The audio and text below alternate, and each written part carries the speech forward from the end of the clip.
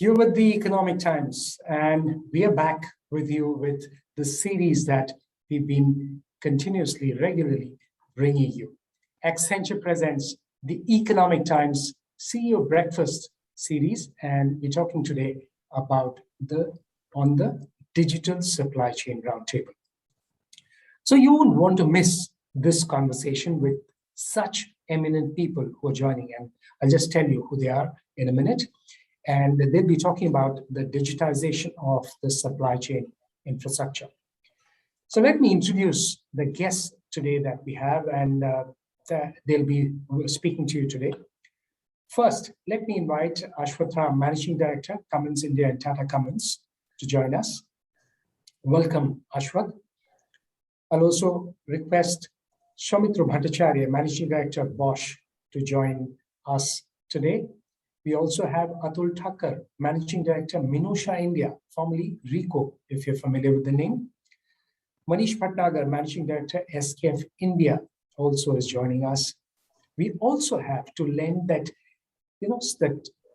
expert edge, Anand Darve, Managing Director, Strategy and Consulting, Accenture in India, and Raghu Gulapalli, Managing Director, Industry Lead, Growth Markets, Accenture in India. So that's the lineup today with all the experts that we have today. Thank you so much, gentlemen, for taking out the time. Welcome, and I look forward to an interesting 90 minutes of conversations with all of you, and look forward to hearing about your expertise, your experience, and draw upon that as well. But first, let me invite and request Raghu if he can do a welcome address for everyone, please. Thank you, Ashutosh, for setting the stage with the video and the introductions. Firstly, I would like to thank all the esteemed panelists. I know most of you have taken time out from your busy schedules to share your perspectives in this forum. Really appreciate the gesture. Thank you once again for making the time. And like Ashutosh said, we are living in extraordinary times after, I would say, what's been a bruising 12 to 15 months experience for the automotive industry. The sector is now entering what I think is a rapid and exciting growth phase. And even as I say that, I'll keep my fingers crossed, and let's hope there are no significant shocks ahead, at least in the immediate future. And I must admit, about 12 months back, when we at Accenture asked ourselves, what are the 2 or 3 most important priorities that CEOs in the automotive sector are grappling with, we talked about a few things. We talked about the mega trends disrupting the automotive sector. 100+ years old business model getting upended with digital technologies driving significant changes in every aspect of the automotive value chain, including the core product and its components. We talked about digitization journeys to transform the front-end customer experience, sales, service, marketing. We talked about automotive players embarking on a whole new wave of technology journeys to transform its businesses. We also talked about supply chain and the need to build agility, the need to build flexibility and resilience in the automotive supply chains. We realized supply chain is an important issue, but I must admit, we did not expect this to become so central and so topical so soon. It's been fascinating actually to see many of our clients looking at addressing questions around how to build next generation supply chains, if I may call that. Supply chains that will help industry players emerge from the bruising impact of the pandemic, supply chains that will support the ambitious bounce back and growth expected over the next few months and years. Supply chains that will start pivoting, if I may use that word, towards a new paradigm, which will see a growing share of electric vehicles. So it's been an interesting few weeks and months ideating with our clients on these topics. And I'm looking forward to the discussion today to hear more from this August gathering here on where and how they see the big challenges when it comes to supply chains and what they're doing to address them. So with that, back to you, Ashutosh. Thank you so much, Raghu, for putting for that note. First question, and I'd like to address it to Manish. With the kind of business that you're in, you literally make sure that the wheels of the economy are moving in the smallest possible way, but the biggest ones need that. Give us a sense of the changes that have happened over the last 18 months or so. Some of them may be forced, some of them very consciously taken. Yeah, it's been a very crazy. I don't like to use the word unprecedented. It's been overused. It's been a very, very crazy last 18 months. And supply chains, as we knew it 18 months ago, have just been turned on their heads today. What was important then, you go back January 2020, we were focused on efficiency. So how do we have efficient supply chains? And that led to global interconnectedness, just-in-time inventory, and everything that was geared towards efficiency. Now it's about resilience. And it's the exact opposite of what we thought was important then. I mean, it's important now, for example, of building buffers in the inventory system. I wouldn't even have thought of it 15 months ago. It's very different. And the big change we are seeing is that what we used to think was a linear supply chain, the old classic model of design, plan, manufacture, deliver, collect cash, has now become extremely interconnected, very dynamic. And this is a great topic. Digital is at the core of this new interconnected, very dynamic supply chain. It's no longer linear. If you're living in the linear age, you're probably dead by now. Oh, that's very strong words. Ashwat, what has this period looked like for you? And again, as we prepare for takeoff, how are you re-engineering the supply chain to make sure you're relevant and very much within, running smoothly with the business?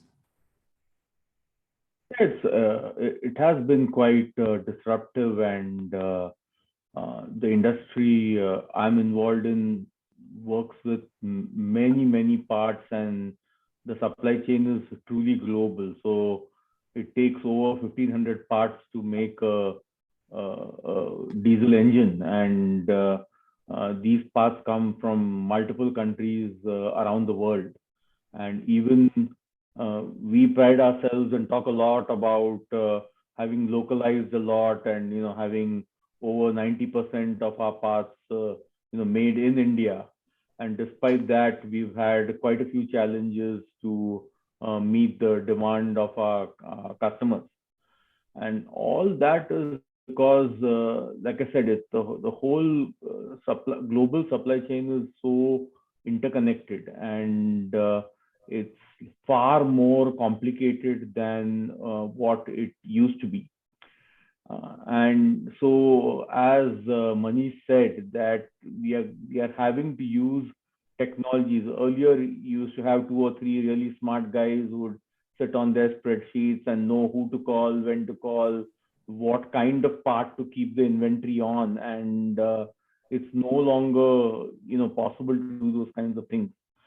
Even traditional databases and ERP systems are failing us in being able to predict where the next disruption is going to come in, and that's where we are looking into some of the advanced technologies of AI and machine learning, because we are faltering with what the existing supply chain technologies are providing us. So I would say I'm very optimistic. We have managed to keep the ship running, and we have emerged stronger. But we are certainly going to have to revamp the supply chain and make it better, because the future, at least in my view, holds a lot more complexity and many more of these kinds of unpredicted disruptions. Okay, challenging times ahead. Now, just like you'd probably keep an eye on Caterpillar to have a sense of the global economy, you probably need to have one eye on Bosch globally, because the kind of size it has. So let's ask Soumitra for the changes that he is seeing, and the changes that you expect over the next maybe year or two which will take the agenda of the digital supply chain ahead? Soumitra. Thanks a lot, Ashutosh. Like my other panelists, I see a red thread in what they have spoken. So I'd just like to bring a few additional points. The first point is that the traditional supply chain systems, if I take India linked to the world, that itself, not only for our company, but I believe for most companies in India, needs tremendous strengthening, because of the source, make, deliver, the digitization, and not in silos, but across a common glue, and very important, obsessive collaboration with others, because you can't create, beautiful islands of your own. And collaboration requires also the soft factor of trust. So it's not just hard data, it's data, plus it's also trust, leadership, and a vision to prepare the soil well. Having said that, COVID also brings the second part, which is the only certainty is uncertainty. So if you take now supply chains where very small parts can completely disrupt, and this is what's happening today in the automotive industry, a $2 part can completely disrupt the whole industry, and not just in India, but across the world, or industries, not just auto, perhaps electronics and others.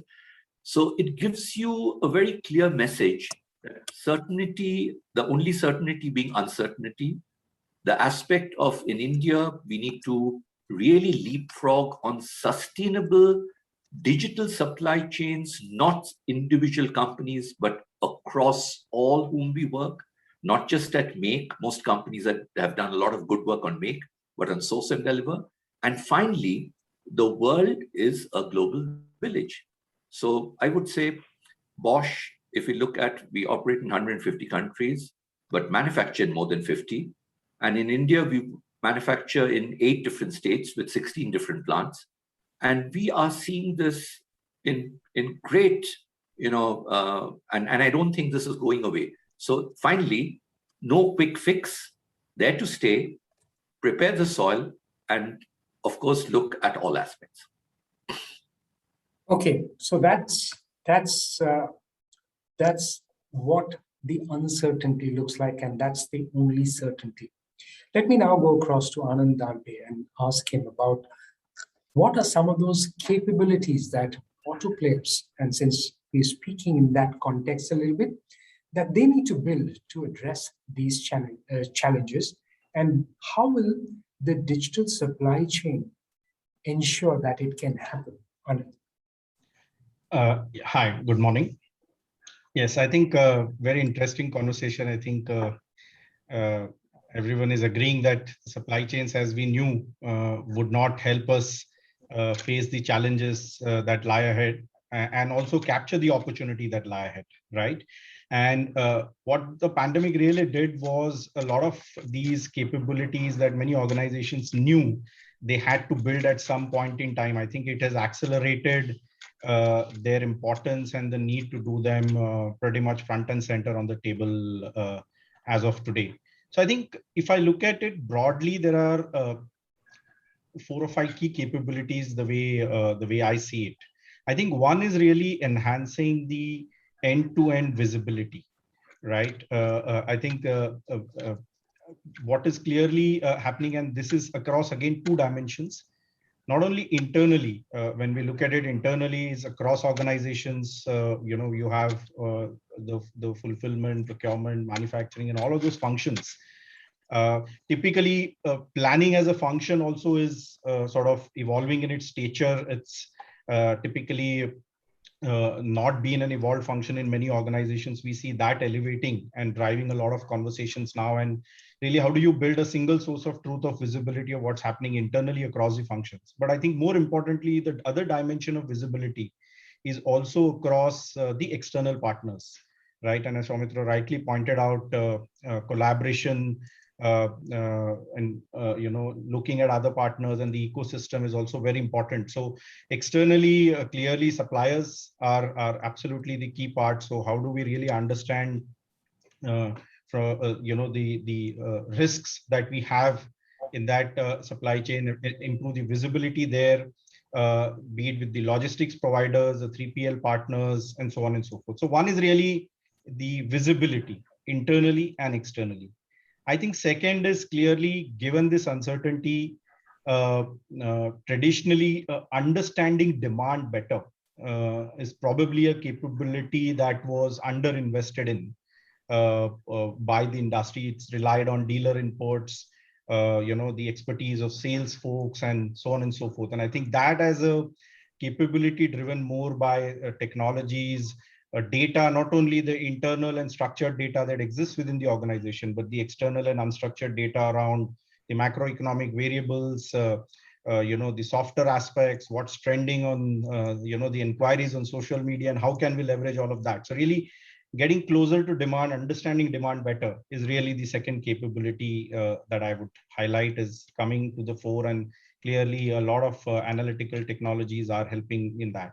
I think the third, and this is also one of the very important shifts that has happened in this pandemic, is the whole granularity with which we plan and the linkage between planning and execution. I think both have changed fundamentally. I think we had our horizons of monthly, 2-monthly rolling plans. We've now understood the importance of weekly and daily. So this whole monthly to weekly to daily shift that has happened is more a permanent shift, which will need a lot more details when we plan, a lot more detailed understanding of inputs, and that typically beyond a point will be very physical, very challenging to do manually on Excel sheets, right? You wouldn't be able to get all those constraints and really look at the plans at that level of frequency and that level of granularity on a manual basis.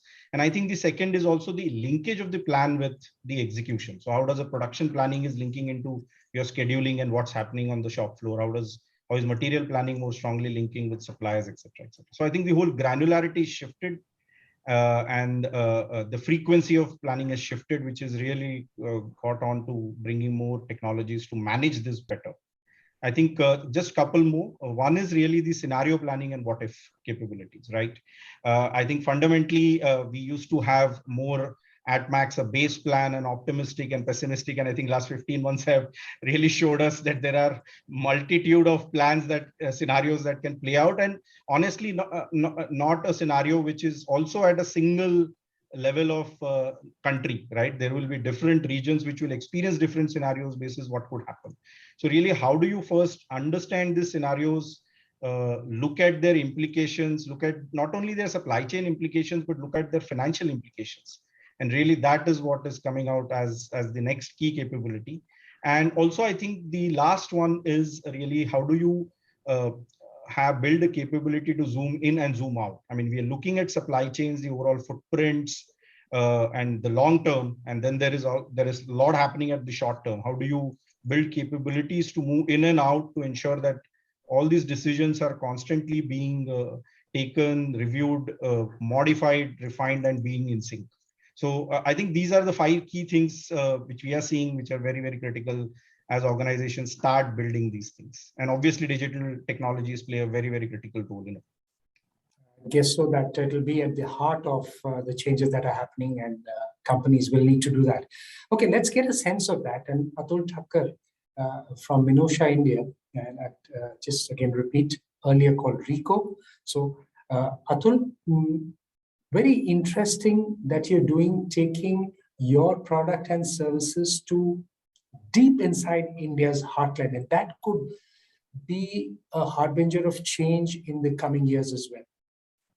Yeah, Ashu, I feel the new paradigm will be as countries develop the remote and the rural areas where we will have to efficiently deliver goods and services. So as I was mentioning, we are doing a project for the government of India where we are providing services to more than 130,000 remote government offices.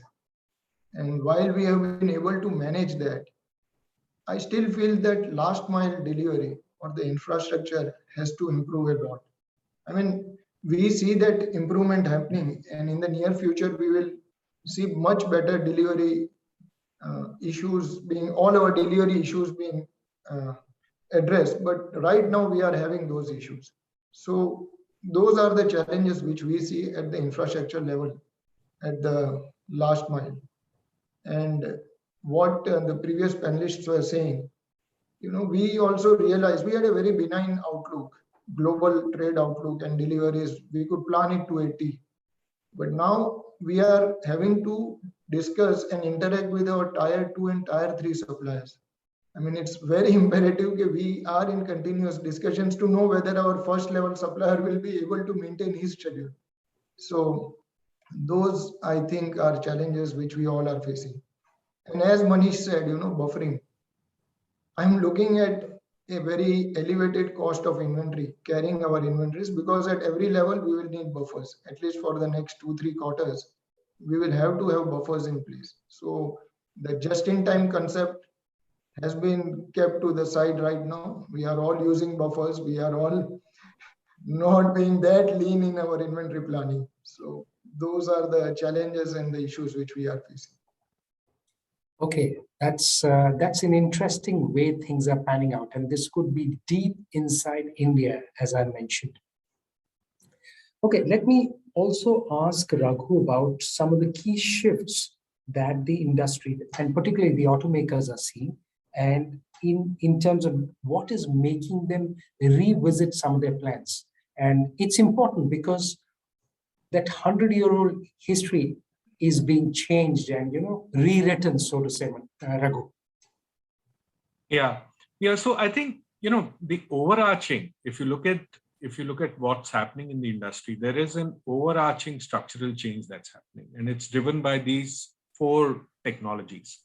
There is, of course, electrification. There is shared mobility. There is connectivity, and there is autonomous driving.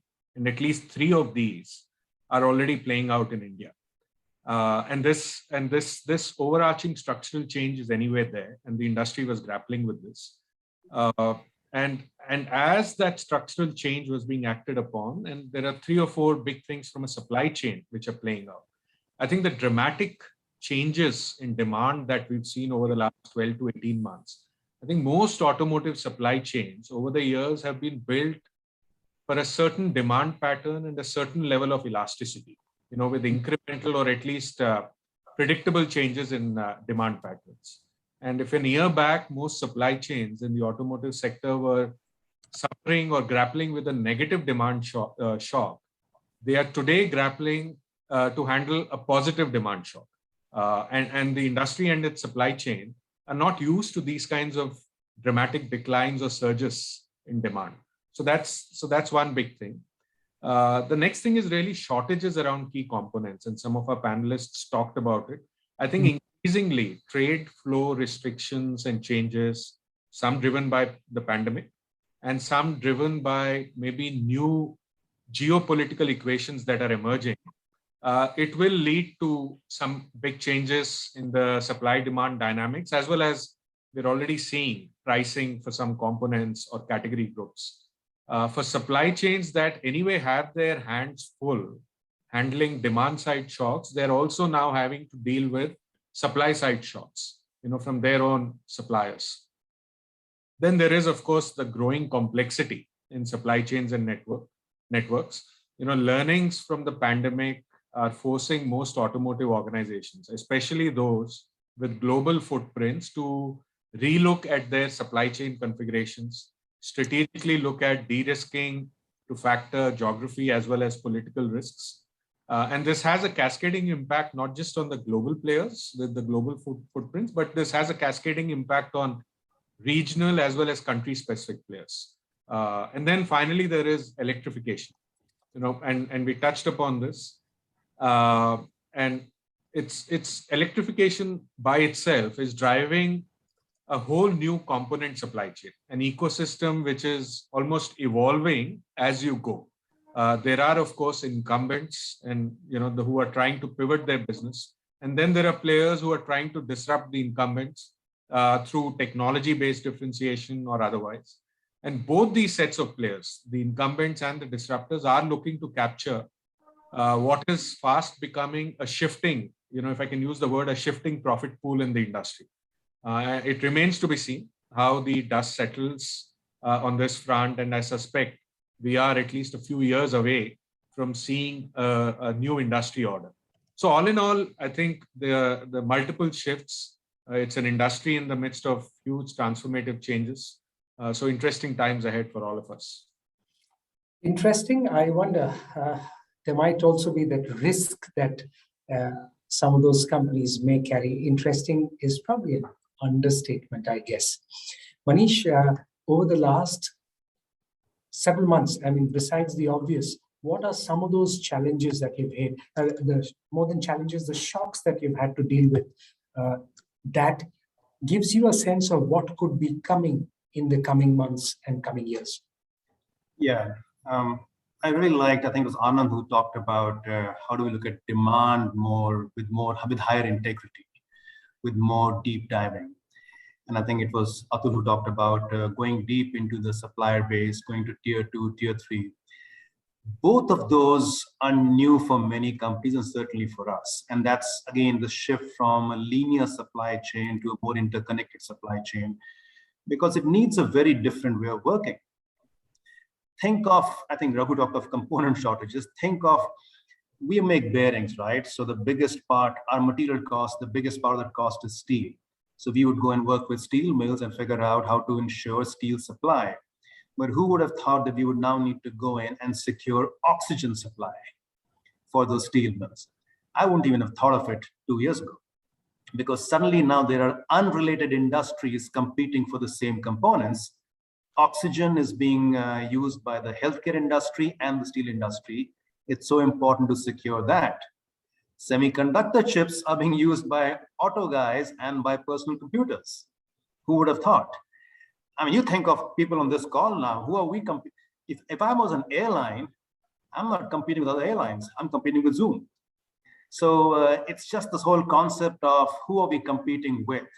And therefore, who are the suppliers we need to work with? That has gone through a significant different way of looking at suppliers and supply bases.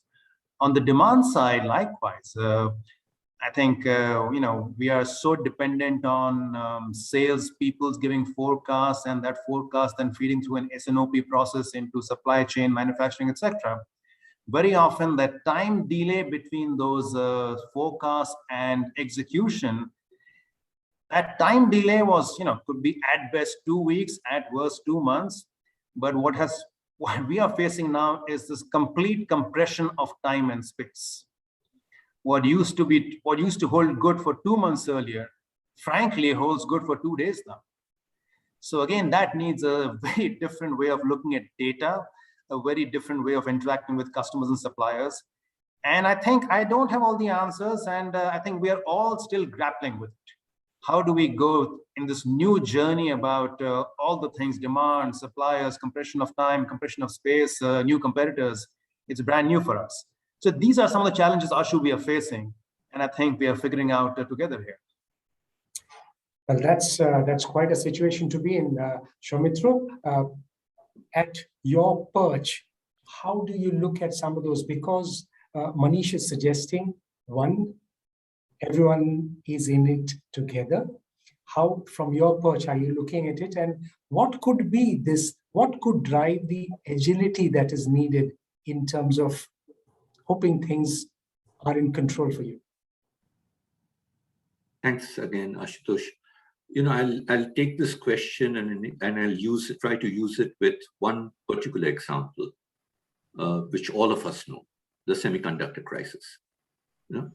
Now, semiconductors have changed the way we all work. It's a small component. It's a very intelligent component. It goes through a back end and a front end. The wafer fab manufacturers and the ASIC manufacturers are few. They are located in different parts of the world, and a very complex supply chain. And normally it is tier 2 to the OEMs. So they supply to the tier 1s like us and others, and then it goes to the OEMs. Now, who would have thought that, when the pandemic broke last year, that semiconductors would be an issue? But what the pandemic did was we all started using more laptops, more iPads, more phones, and the automotive industry shut down. So the whole automotive industry also shut down the orders, and then there was a surge. So that's why I come back. The only certainty, uncertainty. Now, these parts are just a few dollars. but they have a huge supply chain. They're very intelligent, and they can actually stop various industries. And today, worldwide, not just India, again, I repeat, they have actually massively shut down or crippled or even reduced the capacities of automotive manufacturers to manufacture cars for a small component. Now, these components you can't change overnight. It takes 3 years to put up a fab factory, and it takes 9 months minimum to a year to even change a ASIC, and sometimes even more. So you can't shut it down, you can't reopen something, and you can't change the component that you look because it's completely personalized. Now, this simple matter, which is actually very complex, then gets further complicated because of what rightly, we heard, that geopolitical situations, the world has gone into decoupling. China and America are at loggerheads and even more, and that makes a big change in the world.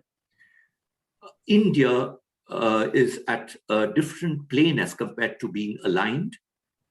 We don't have any back end or front end. We have capacities to do ECUs, and Bosch has a huge ECU plant, but not semiconductors. So we are totally dependent. And then if you look at snowstorms, fires, and latest COVID, which can shut down many of these semiconductor, either front end or back end, imagine the permutation combinations that you're living in one small part. So, and then this small part can have a reeling effect on the whole industry. Like all our colleagues said, you start building inventory, but till how long will we build inventory? Till what levels are we going to build buffers? And for which parts?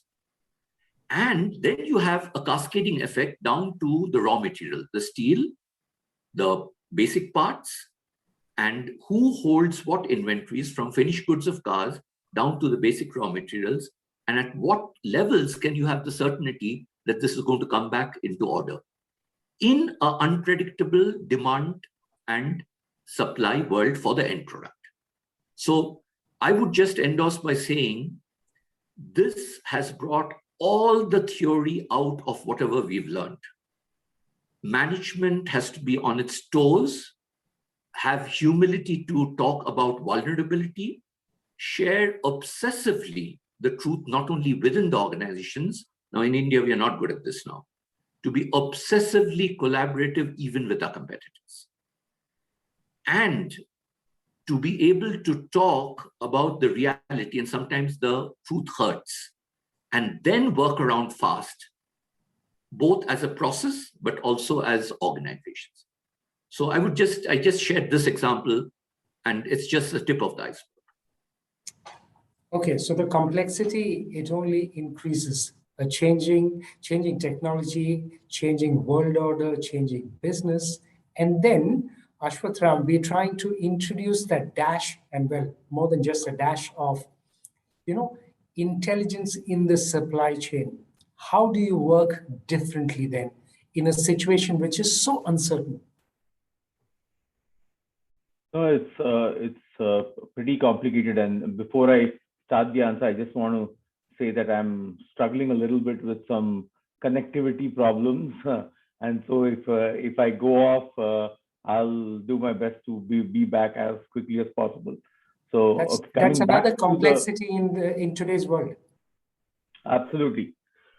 So coming back to the complex, the complex is going to get a lot more complicated, and that's why when sometimes I'm talking about a parallel issue when we talk about things like Atmanirbhar Bharat, etc. It's difficult to get to that kind of complete independence unless you think about all the complexity. Many of us who till now looked at a lot of these electronics as little black pieces of boxes which we just buy from somewhere, now have had to learn and understand the level 2, level 3 portions of the supply chain a lot more. So what we found out after painfully was that the entire automotive industry's requirement of these chips makes up less than 4% of the demand for some of these fab shops. We have no fab shop in the entire country. And it takes 3 or 4 years, as Soumitra said, to even set up a basic fab shop. So as a nation, we are going to have to do some, long-term planning and thinking. We are going to have to say, do we really want to be that independent nation, or do we want to build those alliances? Does it make sense for us to invest in some of these technologies as a country? Does the entire industry come together and pool and do some of these things? And what happens when the barriers go up and countries with deeper pockets than us start to buy a lot of this? Like, if for example, one of the reasons why a lot of the semiconductor problems exist is because China felt threatened by the United States, allowing access to some of this technology, and they went up and bought a whole bunch of capacity from the manufacturers around the world. So what kind of role do we have to play when we are such a small portion of that supply chain? So we just have to think and plan on all of these things. It does mean that the linear thinking that we were thinking about, looking at one piece of data or two pieces of data, no longer makes any sense.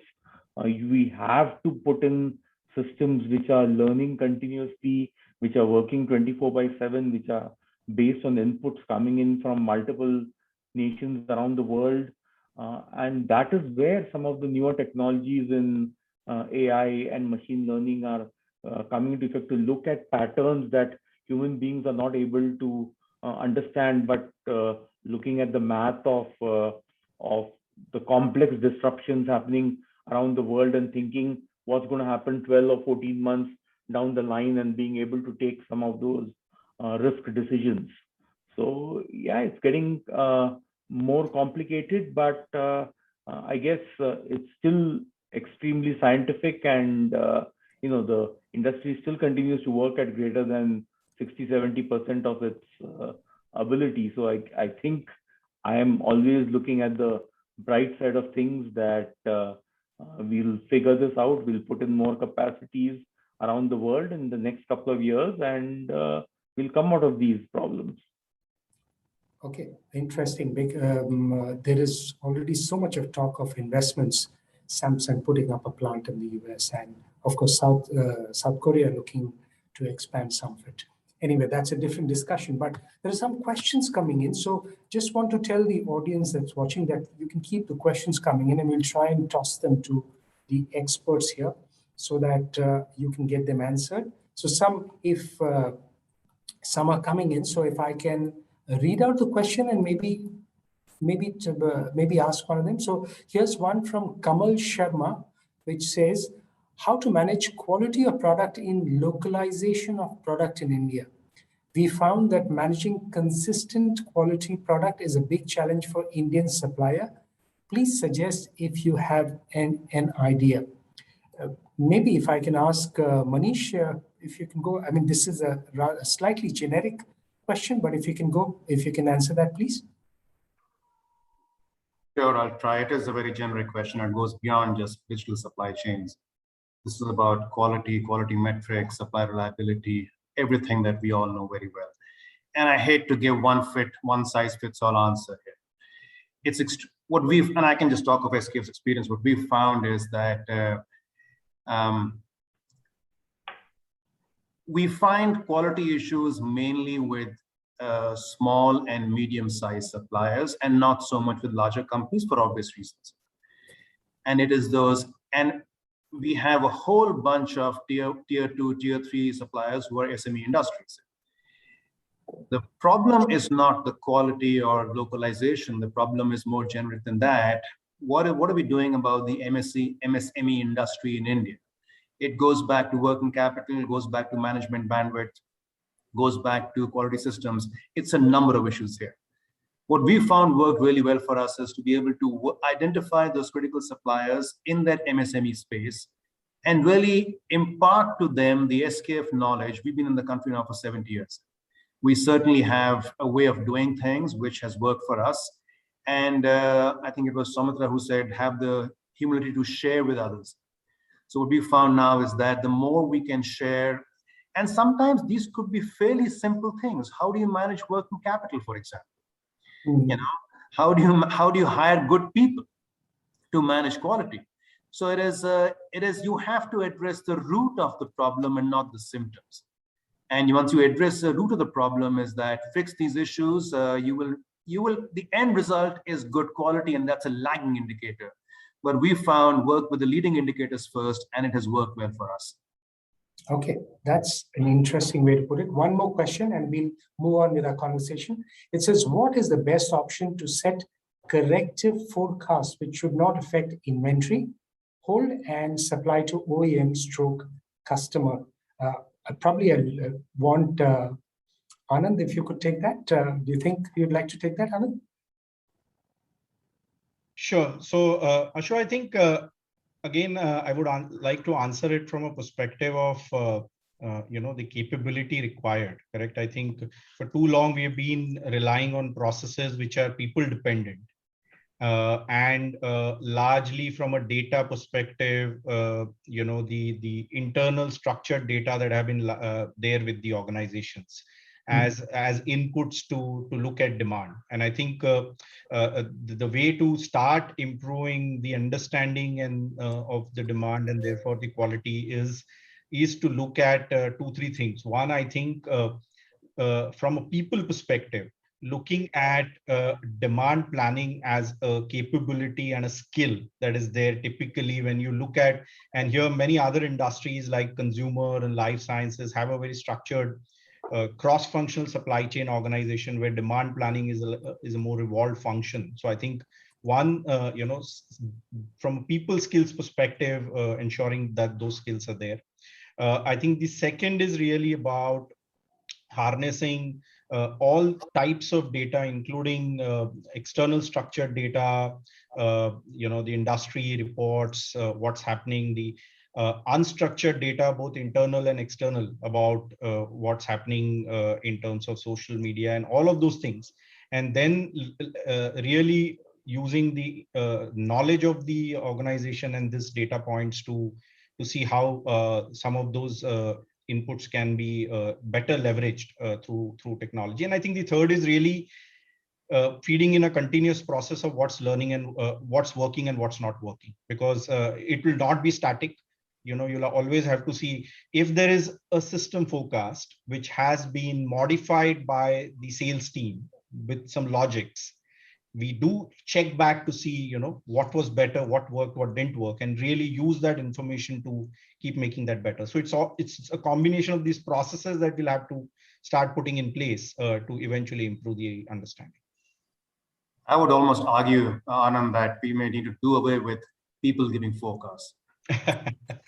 There's got to be a better way of forecasting, whether it's transparency of data, optimization, connectivity, whatever it might be.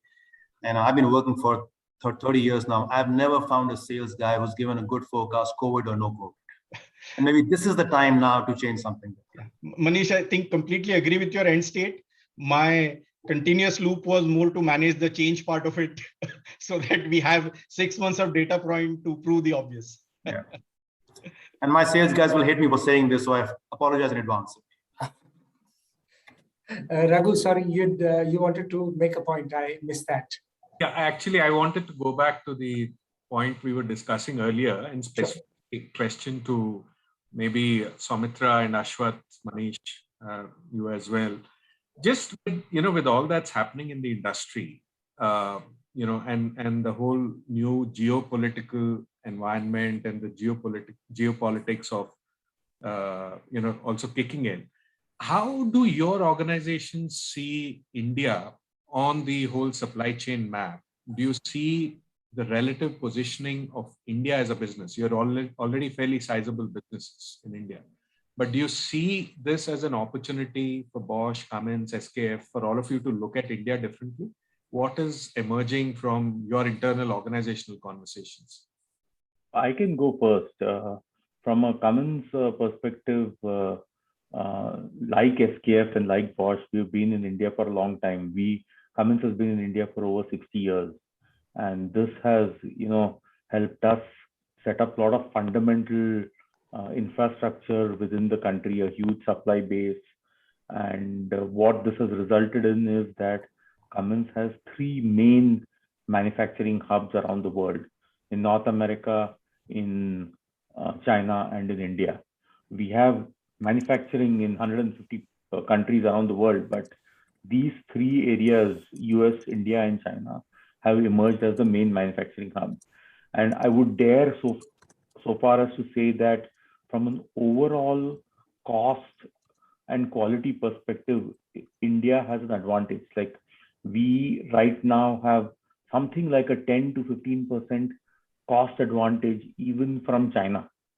So this, if we can get our act together and do the things for which we've always had the potential, I think it opens up quite a bit of opportunity for us in India. But we will have to learn to play well with others.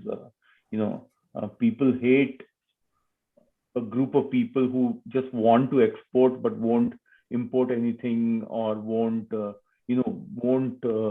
trade in a nice manner. So we've got to learn that if we keep an open mind and keep open borders and focus on trade, we can win because we have greater advantages as compared to other people. Okay, so that. If I go in. Yeah, please. Yeah, Ashutosh. So, I'll take on where Ashwath left off. If I take the Bosch example, we are 99 years young this year. Next year, we're going to celebrate with a purpose 100 years of Bosch in India. And the company itself is 136 years young. Now, rewiring the core is going to be absolutely essential, and that's what we're focusing on. And mobility is an important part of our business in India. And in mobility, I see mobility changing today to pace, personalized, and not autonomous now, automated and connected and electrified.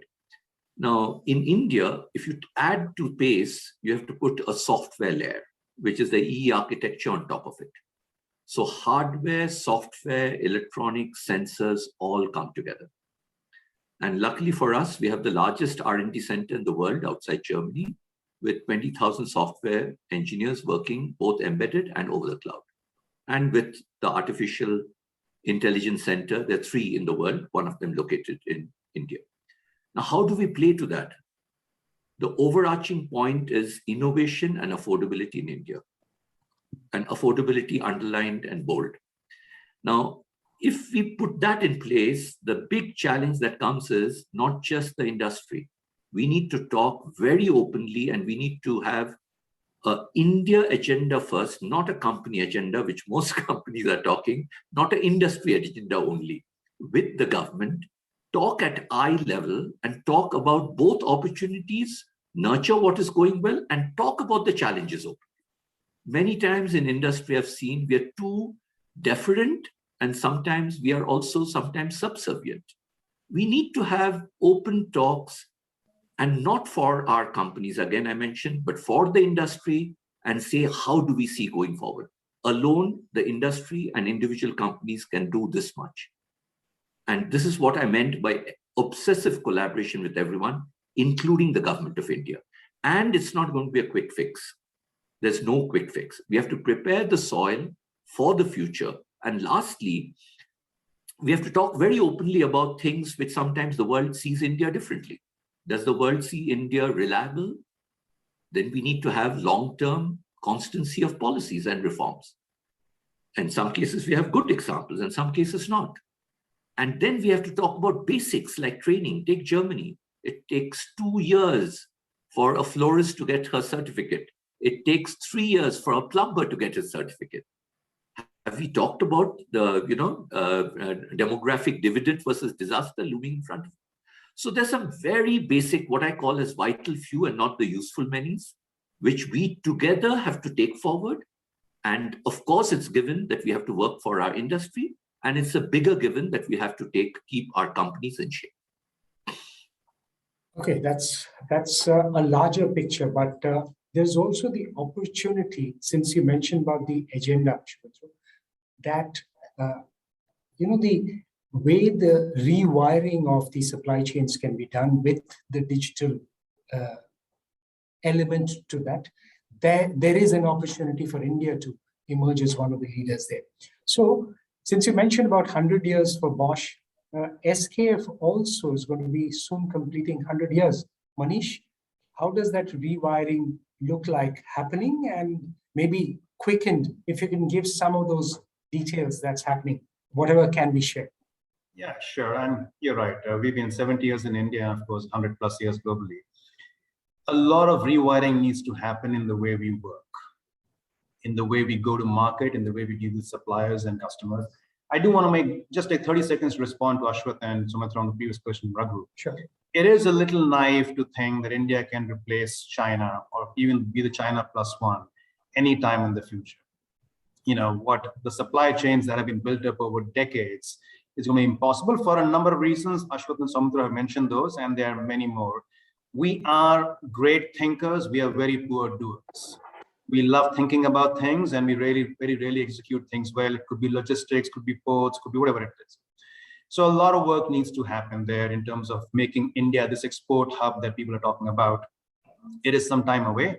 And I agree with Sumitra, we need to have a very candid conversation with the government, because things frankly need to move much faster in a much more consistent way, which we have not seen, despite many words and proclamations to that effect. Specifically, to come to Ashu, your question on how is SKF rewiring itself. Number one, first and foremost, what we're doing is that this electrification is a big deal. It's not a question of if it will happen, it's a question of when will it happen. And this will change us in the ways we cannot even imagine. And we have to look at the mobile revolution a decade or so ago, and I don't think we are fully prepared for it from a supply chain perspective. We are not. We may think we are, we are not. I'll give you an example.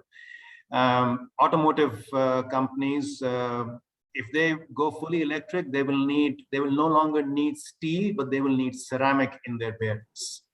Now, ceramic is a very difficult raw material to procure and then to convert into a usable product. It's not the ceramic used in teacups. It's a little bit more advanced than that. And so the way we are rewiring ourselves is to go beyond. We've been a steel sourcing company for 100 years, and that made the bulk of our raw material. Now, suddenly we're being asked to go and source ceramic or who knows what else. There could be new ways of lubricating, new ways of sealing, new ways of reducing friction. So we really have to have the ability, the capability to look around the corner much more better than we have done in the past, because the corner is moving very fast. Sometimes even before we can get to that corner to look around, the corner has moved goalposts. So it's extremely important in the way we are looking at intelligence, we're looking at data, we're looking at trends, and the old way of doing things. And again, we are frankly struggling with this whole compression of time. The whole planning of 5 years and 3 year strat plans is absolutely not relevant anymore.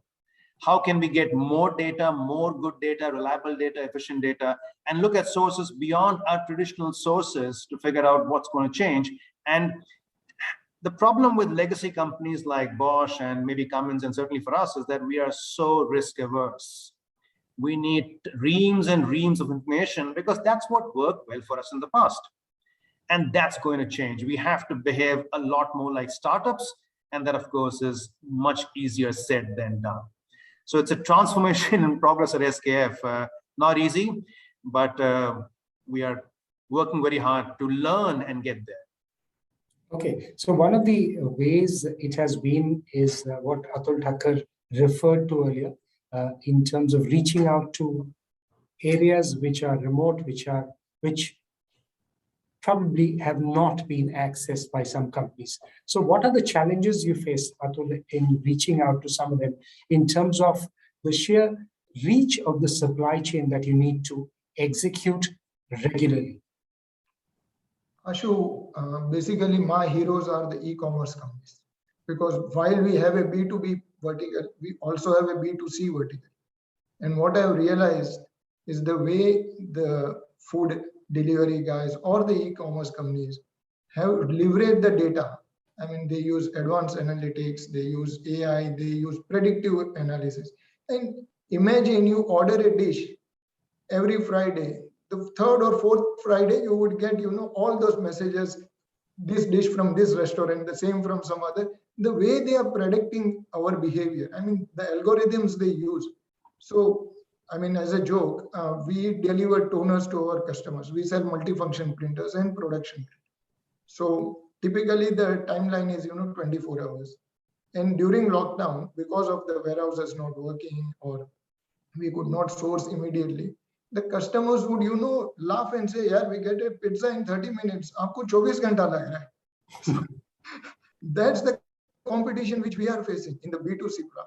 And while we are utilizing all the data points, you get so many off the shelf cloud programs which we can plug in. We really need to work hard on it. And as I say, I use the term heroes the way because I would like to learn more from them. The way they are able to analyze and leverage the data. One thing which I found was, Ashu, is while we all, the panelists, are procuring from international sources, the e-commerce guys typically are on local sourcing and local delivery. So for them, that is an advantage. And not taking away the work they have done, but at least they have an advantage where they don't have to source internationally. So at least that part is easy for them. But yes, I agree with you. And as I said, those 130,000 post officers have really taught me a lot about how to, and sometimes we do use Jugaad, the Indian version of non-traditional ways of delivering things to meet our SLAs. But yes, those challenges are there, and I look at the e-commerce companies to learn and improve ourselves. Okay, so one of the things that has been discussed or raised has been about how EVs or electric vehicles are going to make a difference, and the entire industry is going to impact and change supply chains as well. So Raghu, how do you see the emergence of EVs impacting future supply chains, particularly at automotive OEMs as well as suppliers? Yeah. So Manish, I think briefly touched upon it. Yeah. I think we are still scratching the surface to figure out how EVs are going to dramatically alter the supply chain landscape. I think it's a game that's still being understood. Having said that, I think most of our panelists here and most incumbent players in the industry, whether it's the OEMs or the suppliers, have had long established sophisticated operations, in vehicle production, component production, supply chains, supplier management. They know how to, manufacture components, build cars, and have the supply chains to do it. But now, emergence of EVs, they need to look at balancing the simultaneous, if I may say so, development and production of ICE or internal combustion engine powered vehicles and electric vehicles. This requires developing EV battery or other components of powertrain partners while continuing to foster relationships with the current powertrain suppliers. If you look at some of the new entrants coming in, they face a more daunting task. They have the technology possibly that's essential to build components that go into EVs, and maybe also a culture of innovation that enables them to continuously push their thinking. But what they need to develop is an entirely new supply chain from scratch as compared to many of our incumbents. And they've taken decades. And like you heard Soumitra, SKF, and Manish talk about both Bosch and SKF, they've been around, for more than 100 years. It's taken them decades. So any new supplier coming in, it's not going to be easy to get all of those supply chains in place. And if you look at what are companies doing to enable this transition, I think both the incumbents as well as new entrants somewhere need to take a call on, how are they going to go about it? Will they manufacture? Will they buy? Who are the new constellation of suppliers or ecosystem of suppliers that they need to partner with? And steel has been a big part of the sourcing plan for tens of years.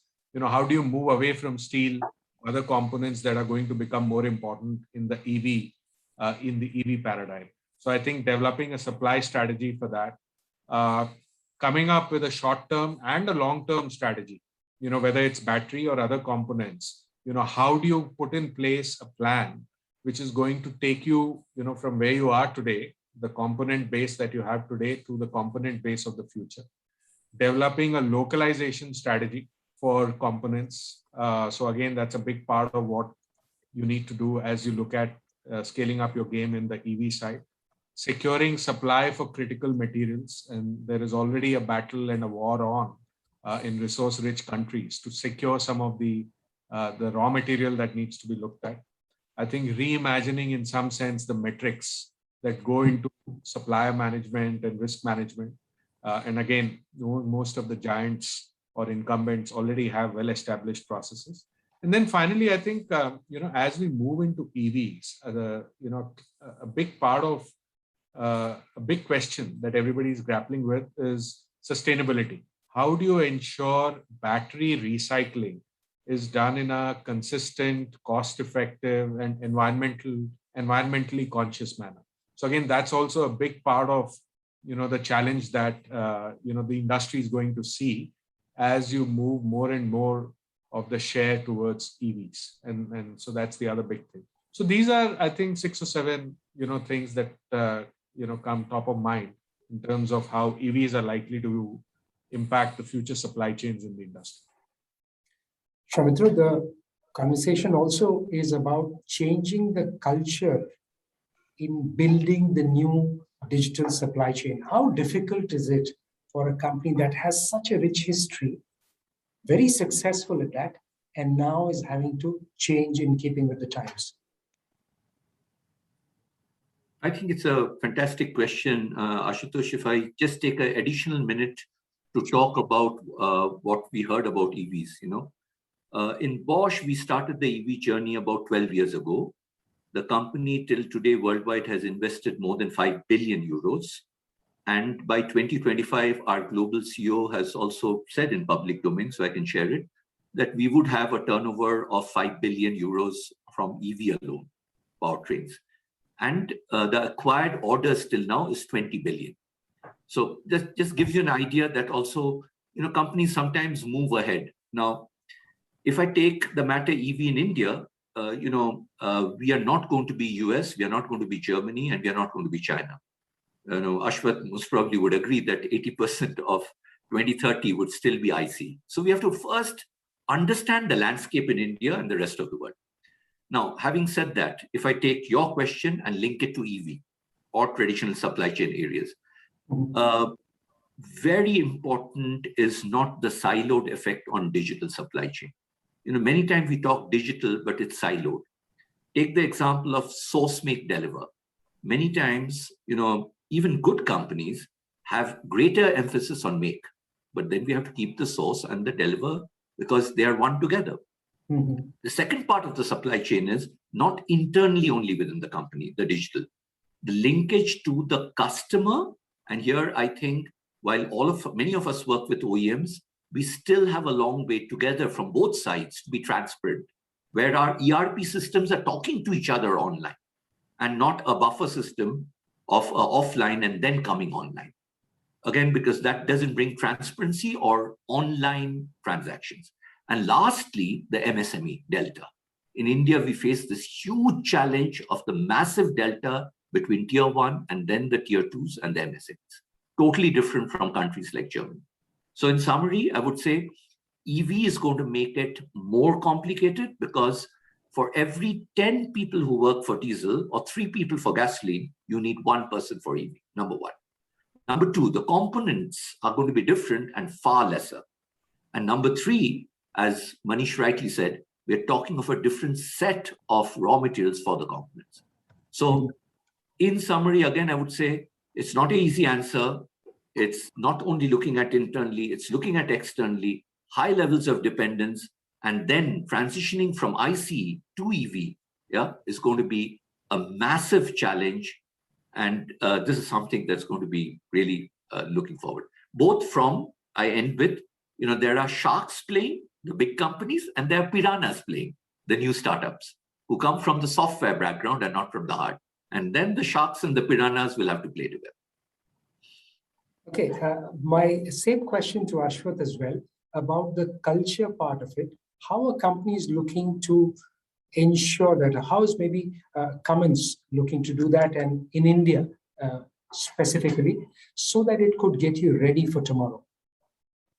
Yeah, I'm going to try to answer this just from the supply chain perspective, because when I try to answer it from a strategy perspective or a overall culture perspective, it's slightly different. So from a supply chain perspective, one of the major trends which Raghu also spoke about is that as you migrate from technology which has been in existence for over 100 years and has been a very stable kind of technology, literally the entire industry ran on one technology.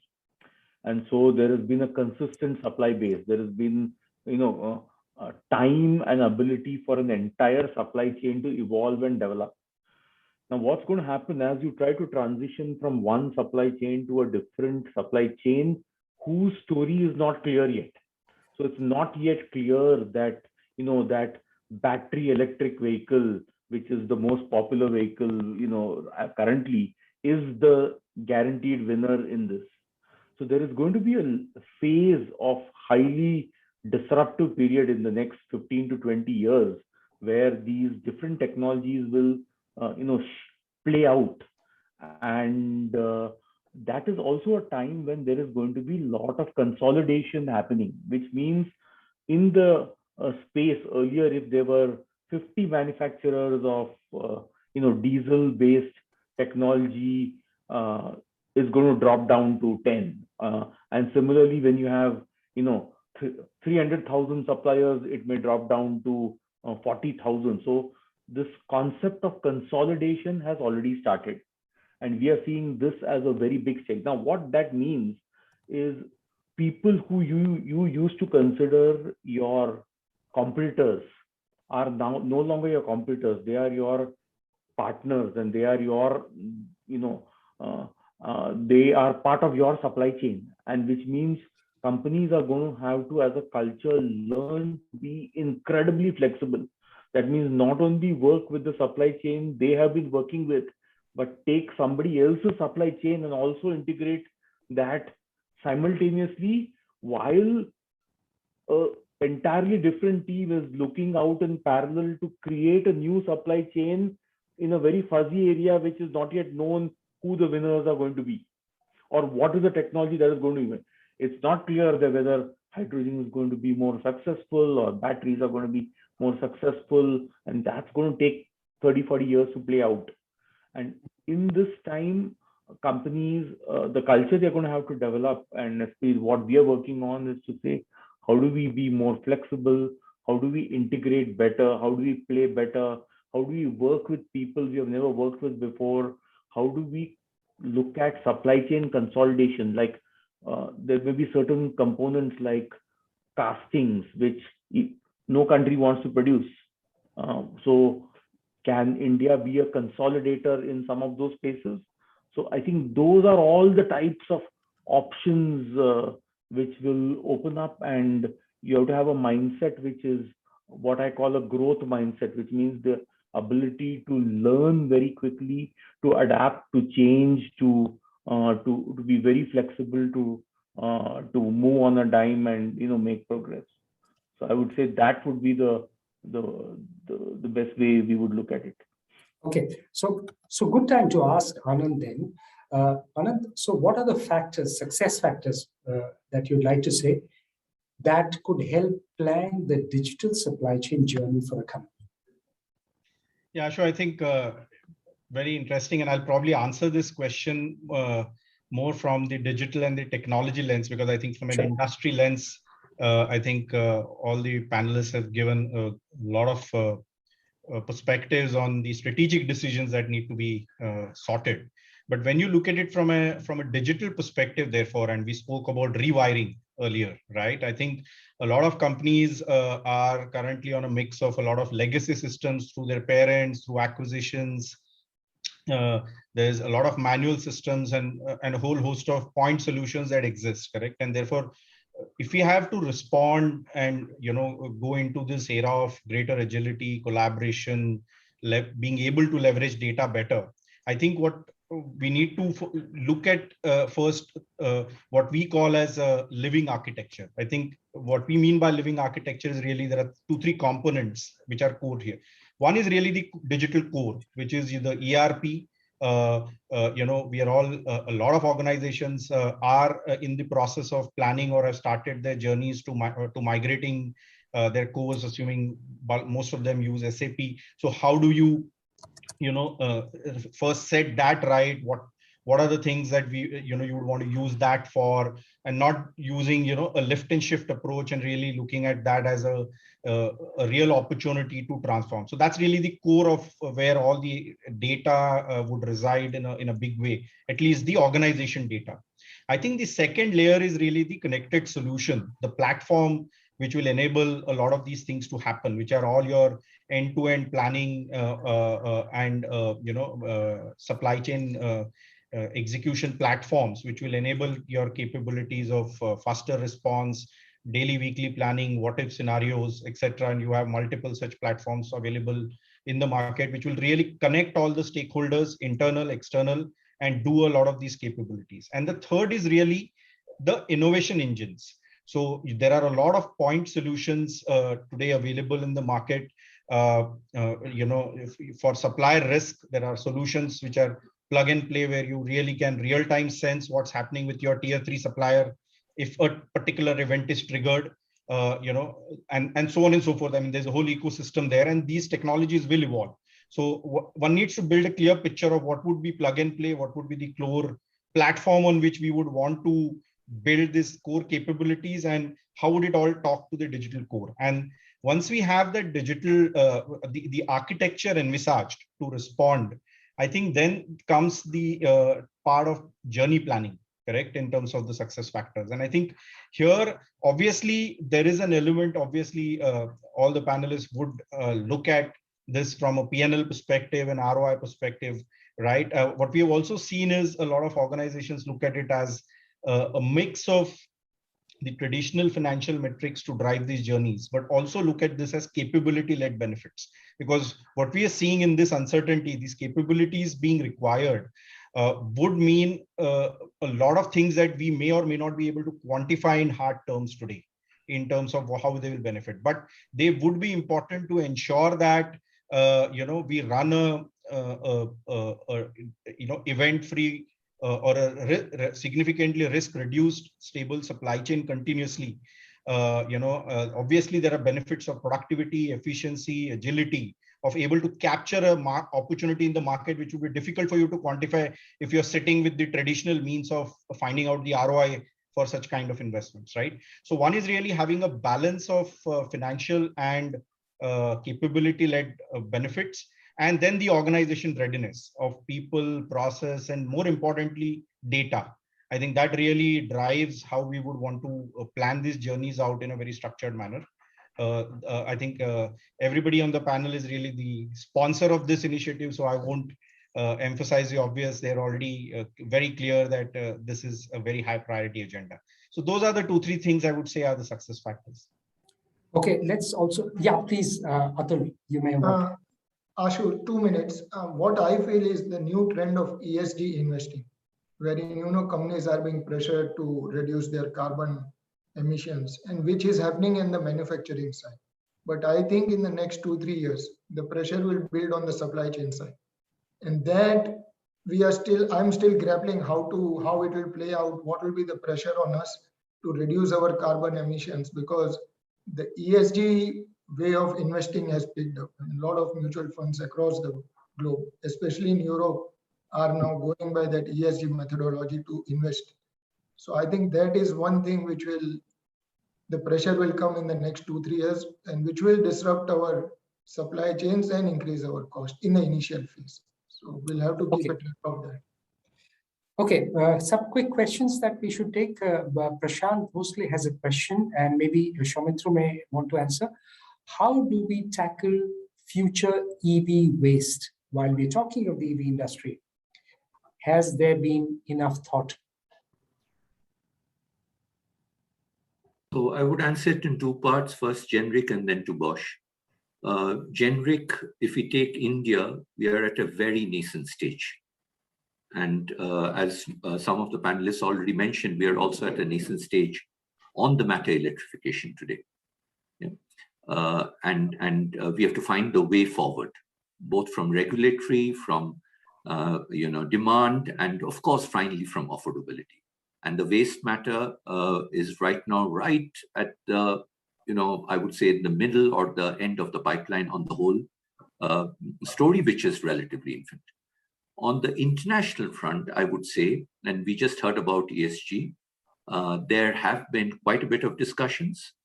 And I would say, relatively speaking, again, advanced countries have processes, rules, which are far more advanced.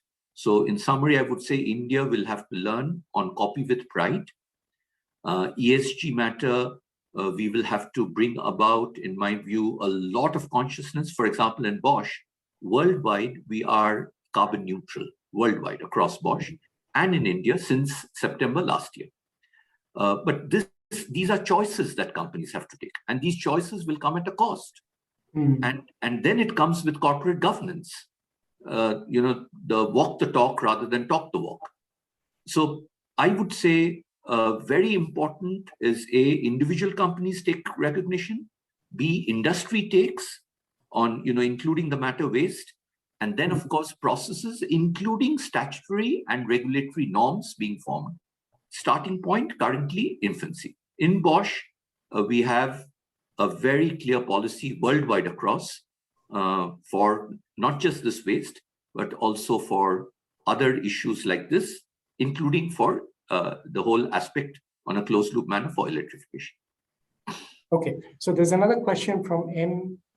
Sivasubramaniam, and maybe Raghu, you may want to answer that. How does a company look at digital technology investment in supply chain management?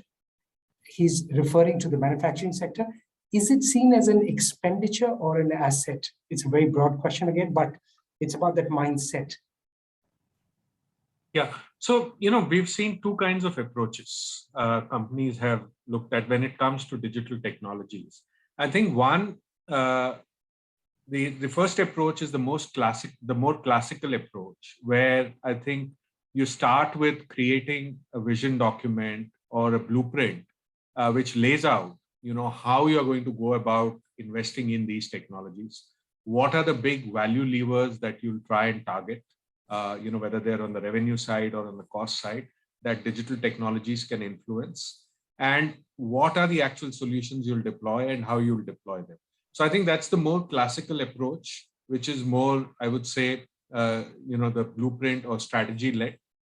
So that's one approach, and it will mean investments upfront with the ROI to follow. The other approach that we've seen companies take is really look at more focused solutions. There is a specific business problem identified. There is a problem statement. There is a value that has been identified, value pocket. And then you focus on just solving for that problem and delivering that value and using that impact to again then look at the next set of problems. The value you are trying to generate or accrue from that specific problem. And then you look at reinvesting that. So I think those are two different approaches. So I would say, the specific answer to the question, it will remain an asset, but you can make this a self-funding journey. Okay, another question. There's another question from Abhishek Luthra, slightly longer in terms of the content that he's written. E-commerce companies, especially in auto and auto ancillaries, behave like one more channel which is opening up the large SKU portfolio for customers to choose from. Now, this puts pressure back on OEMs to manage range, speed, and if this is directly fulfilled by OEM, then on logistics as well. That's what he writes. How do you think companies can leverage this? Manish, can I toss this one to you? Yeah, actually, I had raised my hand for the previous question, but nevertheless. Oh, okay. Please. Now, if you don't mind, I'll answer the previous question, and I had to what was said. And I don't want to get into the accounting discussion whether it's an expenditure or an asset. That's let the finance guys take care of that. It's more about digital technologies, tools, and digital supply chain, etc. Before I joined SKF, I used to play golf. Now I have no time. But and I had a very bad swing. And investing in new digital tools and new technologies to fix a broken supply chain is like buying new golf clubs to fix a bad swing. It won't work. So I think we sometimes get too enamored of the new tools and technologies and everything else. And very often we have to fix the basics in place. And Ashu, you were onto a good track when you were talking of culture earlier on. Digital supply chain is more than the tools, technologies, demand forecasting. It's about the culture. And I think at some point in time, we have to have a much larger discussion on it's a very different animal. And us middle-aged men on the Zoom call probably don't appreciate the need of this change of culture as much as we should. So I like the question, but my advice to all the questioners here is that go beyond the tools and technologies. It's a big cultural change you need to drive any digitalization, including digital supply chains. So focus on that, and certainly don't listen to old people like us. Okay. Well, that's quite. So would you like to also take that, the other question? I'll just try and summarize that question. He says that e-commerce companies, this is Abhishek Luthra's question, behave like one more channel. And this puts pressure on OEMs to manage range, speed, and if this is directly fulfilled by OEMs, then on logistics as well.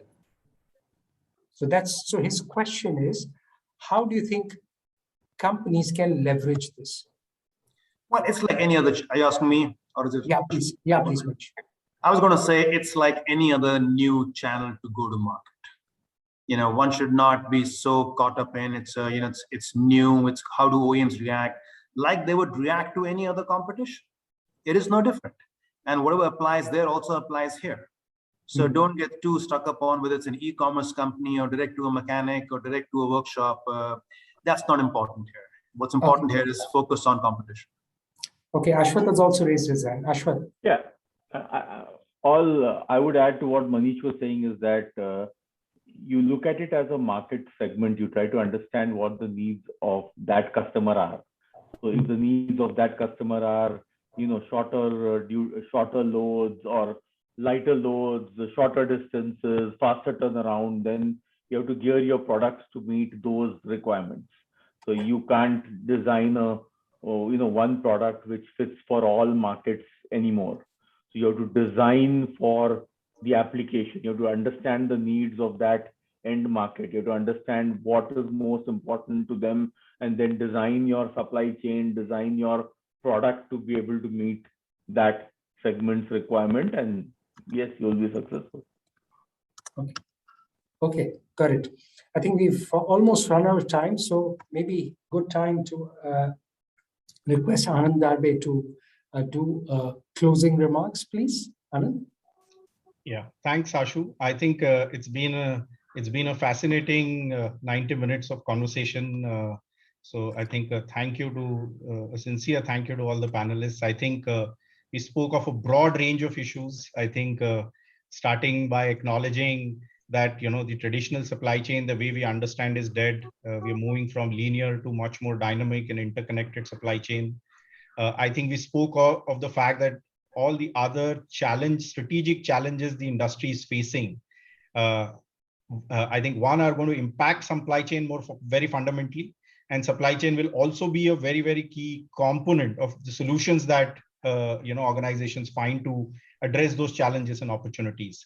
And I think in doing that, the next few years will be all about how do we make our current and existing supply chains a lot more agile, responsive, and